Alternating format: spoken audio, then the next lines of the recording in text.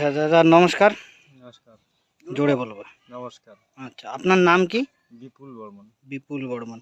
আপনি শারীরিকভাবে কিভাবে প্রতিবন্ধী? এই বহুদিন যাবত বেতা ব্যথা, বহুদিন যাবত পায়ে হাতে, পায়ে হাতে সারা শরীর ব্যথা। সারা শরীরে ব্যথা তো চলতে পারে না দাদা, একদম খুবই জরাজীর্ণ অবস্থা দাদার। তো মানুষের সাহায্যে চলি। মানুষের সাহায্যে চলাফেরা করেন। হ্যাঁ। বাড়িতে কয়জন আছেন? বাড়িতে আছি তো 3 জন। আচ্ছা 3 জন আছেন। হ্যাঁ। তো সরকারের কাছে এখনো পর্যন্ত কি কি পাইছেন? কিচ্ছু পাইনি।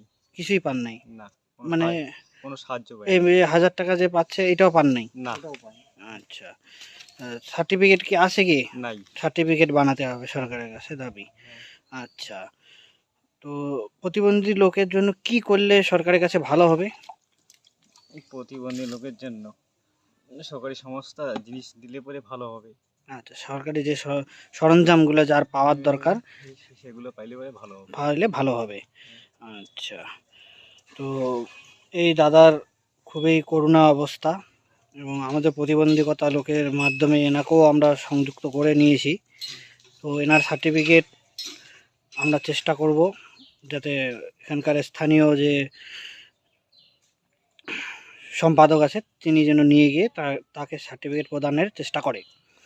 এবং সরকারের কাছে এতটুকুই অনুদান যে এই লোকগুলোর ভীতি একটু দেখুন এবং বিভিন্ন কোম্পানির যারা লিডারশিপ আছেন, বিভিন্ন বড় বড় কোম্পানি, তারা যদি কিছু এনাদেরকে অনুদান দেন, তাদেরকে পৌঁছানোর দায়িত্ব আমাদের থাকলো।